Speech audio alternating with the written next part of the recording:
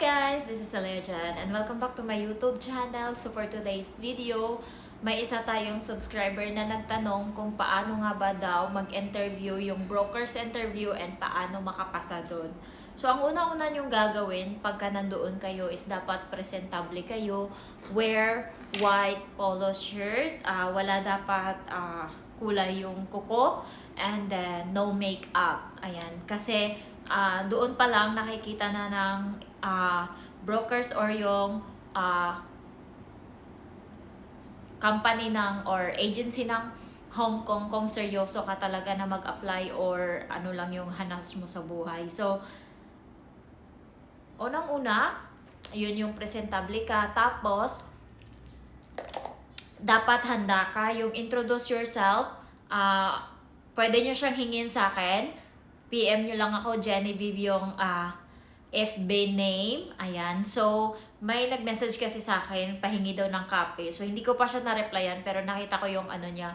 So, sa broker's interview, hindi ganun sila kahigpit kasi hindi pa naman yun yung magiging amo mo. Pero paghandaan mo pa din kasi may mga ambush question sila or may mga ano sila na kung paano i-handle yung bata pag nagtatantrums. Sabihin nila, how are you going to handle the kid when that one is crying so much or shouting, louding? Kasi yung sa akin, tinanong sa akin, paano ko daw i-handle yung dalawang bata na nag-aaway? Tinanong ako niyan. So ang sabi ko, I'm not going to hurt them or to do anything or shout at them. I'm going to calm them. Both of you are siblings, so if you have something, then you can talk nicely, no? So the other one can listen first and the other one can take part also. Tapos, basta sabi ko, paano? Tapos sabi niya, paano kung imbis na umawat ka, isinaktan ka pa ng alaga mo, anong gagawin mo? Sabi ko, I'm not going to hurt them. I'm going to say that I'm in his or her side, that I'm not her enemy, sabi kong ganun. So, ganun yung ituring yung alaga nyo guys, nakakampi niya kayo. Kasi ganun ko tinuring yung alaga ko. Kaya kahit anong galit ko sa kanya, kahit anong ano ko sa kanya, sa akin lang yung sumusunod, hindi sa mama niya o sa papa niya. Sa akin lang nakikinig kasi sabi niya, ikaw lang yung kakampi ko, Jen. Sabi niya ganun. So, yun yung mamimiss ng alaga ko kasi ngayon wala na siyang kakampi sa bahay. Sabi ko nga sa kanya, ngayon na aalis na ako, kailangan maging matapang ka kasi every time yung mama mo na yung makakapansin ng mga mali mo. Ako, kapag ako nakakapansin ng mga mali mo is napapalagpas ko pa yun. Pero kung nanay mo na, mapapagalitan ka na. So, kailangan hindi mo nang sa broker's interview, kalmahan nyo lang, hindi pwede na idisiplinahin yung alaga, ganun, hindi. Dapat anuhin nyo na yung patient nyo is, grabe yung patient nyo sa dati yung alaga. Ganun yung sabihin nyo na kaya kong mag-handle ng bata kahit anong pang ugali niyan, ganun. So, next is, sasabihin sa'yo, tell me something about yourself. So, dapat yung handa na kayo dyan sa mga tanong na yan. May introduce yourself ako. Message nyo lang ako kung kailangan nyo nun. Kasi nandun na lahat. Complete na siya para pag tinanong ka, tell me something about yourself, tuloy-tuloy mo nang sabihin yon. And ang isa pa nilang tinitignan is yung working experience mo. Alam naman natin na hindi lahat ng mga nag-a-apply as domestic helper is katulong yung trabaho sa Pinas. So, ang sinasabi ng agency, gumawa ka ngayon ng sarili mong working experience. Ikaw yung may nagagawa ng sarili mo, gandahan mo na yung paggawa sa'yo. So, yung sa akin, sinabi ko 3 taon akong nagtrabaho as domestic helper sa Pilipinas. May 2 akong alaga, babae tsaka lalaki. Tapos, yung edad is 3 years old, tas yung isa is 5 years old or 6. Ganun yung mga edad ng bata na kailangan ng patnubay ng katulong. So, yun yung piliin nyo na edad, ganyan. Kasi kung newborn, baka mapunta kayo sa newborn talaga, kasabay nyo siya or katabi nyo matulog yung bata, mahirap yun. Kasi kung may sakit yan at iyak yan ng iyak buong gabi, ikaw din, ganun ka din. And also, sa umaga, buong araw ka pang may trabaho maliban sa bata. Yun yung intindihin nyo. Kaya ang ilagay yung edad, 3 to 6 years old. So, ilang taon, pwede nyo gawing 4 na taon, ganyan. So, ano yung mga trabaho nyo sa bahay? Sabihin nyo, I do ironing, cleaning the house, household chores, washing the dishes, ironing, mga ganun. Basta kung ano, kung nagka-carwash kayo, kung marunong kayo mag-carwash, sabihin nyo doon, or kung marunong kayo mag-alaga ng aso, ilagay nyo may aso. Kasi mas malaki yung chance na makakakuha kayo kaagad ng amo or matatanggap kayo sa broker's interview kapag may experience kayo sa pag-aalaga ng mga pets. Kasi dito sa kasi sa Hong Kong, hindi na dito sa Hong Kong kasi wala na ako sa Hong Kong. Kasi sa Hong Kong, maraming mga amo doon yung naghahanap talaga ng katulong para sa aso nila. So wala silang anak, ang gusto lang nila alagaan yung aso. May ka-building kami, ano na siya, 10 years or 8 years na siya sa amo. Tapos yung alaga niya is aso lang. Kaya sabi ko, te, alagaan mo yan kasi pag namatay yung aso, wala ka na ding trabaho. Sabi niya, kaya nga nakapagtapos ako ng pag-aaral ng mga anak ko dahil sa aso na to. Kaya tinuturing niya ng parang anak, kandung-kandung niya parati yung aso.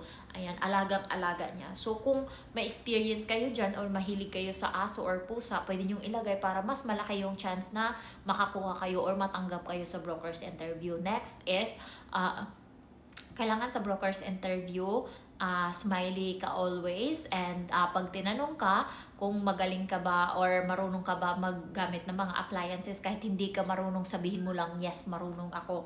Kasi nga, pagdating sa Hong Kong, tuturuan ka naman nila kung paano gamitin yung mga appliances nila. Hindi pwedeng hindi. Kasi hindi ako marunong ako maggamit ng or gumamit ng rice cooker sa Pinas, pero iba yung rice cooker sa Hong Kong. Mas madali lang. And yung plancha nila pareho lang naman, pero may iba na ini-steam. Tapos ang isa naman is yung pag-vacuum, ganyan. Madali lang kasi ako natuto din tinuruan ako ng amo ko.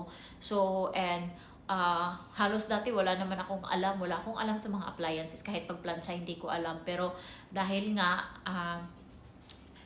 ayun, matutunan mo naman siya sa TESDA din, tuturo din sa inyo. And then next is, tatanungin ka nila if you know how to cook. Yes, ma'am, I know how to cook Filipino food. And hindi ako marunong magluto ng Cantonese food, pero kung madali naman akong matuto, sabihin mong ganun. So, ang pinaka-technique dyan is kailangan sa English is ang amo ko kasi, nagustuhan niya ako kasi nga, every time daw na may tanong siya, nasasagot ko daw ng tama. Ayun yung basihan niya, kaya tinanggap niya din ako. Kasi ayaw niya nung iba yung utos mo, tas iba yung naiintindi or napipick up ng kinakausap mo. Kasi ang hirap daw nun pag nagtrabaho, iba yung ini-instruction mo, iba yung gagawin. Kaya kailangan marunong makinig, hindi yung parang apurado kang sumagot agad, hindi pa siya tapos magtanong. Kailangan makinig ka habang nagsasalita, para pag ikaw na yung time mo na magsalita, may bala ka na. Kasi habang nakikinig ka, yung utak mo nagpa-process na kung ano yung dapat na isasagot mo.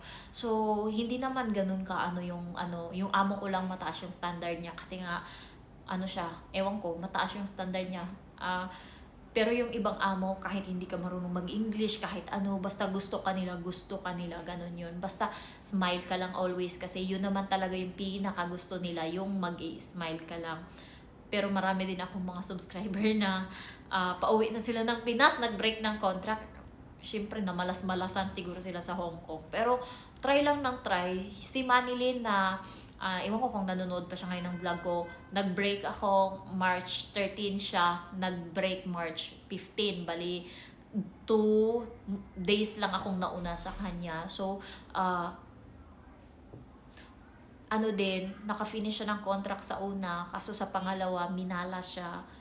Yun nga yung akala mo, sa una kasi mahirap din doon, parang kabaong yung higaan niya, kaya siya na sana sa pangalawa meron siyang kwarto, ganyan, pero minalas naman siya sa ugali. Tapos pinasahan niya ng 1 month notice, parang hindi ko lang alam kung ilang buwan siya doon, siguro mga 2, 3, ganun siguro. Tapos umuwi siya ng Pinas, tinanong ko siya kung gusto niya or babalik pa siya ng Hong Kong. Sabi niya, magpapahinga daw siya muna, parang napagod siya, na drain. Nakakapagod guys ang Hong Kong, sa totoo lang.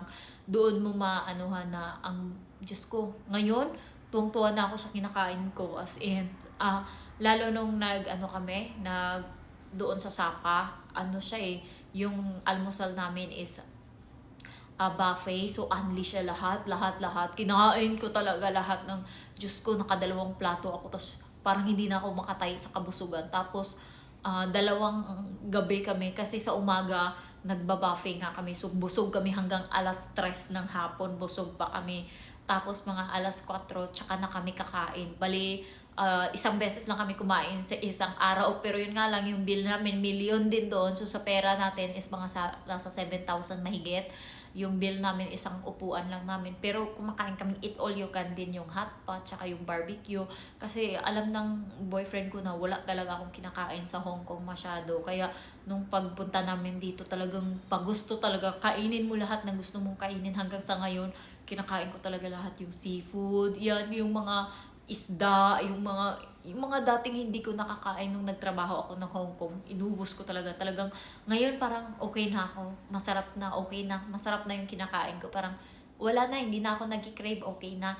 So, ayun guys, tiisin nyo muna. Kung gusto nyo talaga may marating kayo sa buhay, tiisin nyo lang muna. Konti lang, konti. Mga 2 taon, makaipon-ipon lang konti.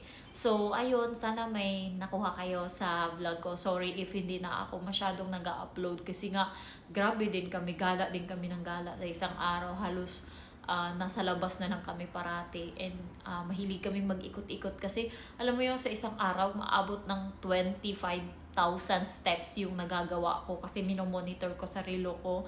Para na din akong nag-hike niya ng buong araw. So, ayun lang. Sana may ano kayo. And message nyo lang ako kung may ano kayo ng introduce yourself. And sa broker's interview, hindi sila ganun kahirap. Basta maging observant ka lang. Kapag in-interview yung ibang applicant, makinig ka.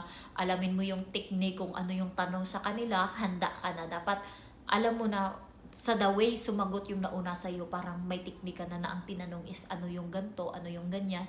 Ngayon, mag-construct ka na sa utak mo kung ano yung isasagot mo. Andyan si Google guys, sa cellphone, maghanap ka dyan, ano yung, paano yung sumagot ng ganto. Ganyan ako kapag may hindi ako alam. Sa Google ako naghahanap ng sagot kasi mas naano ako doon sa AI, mas nasasagot yung lahat ng gusto kong malaman. So, maging observant kayo and kalmahan nyo lang. Wag kabahan and loud voice dapat. So, thank you for watching and I love you.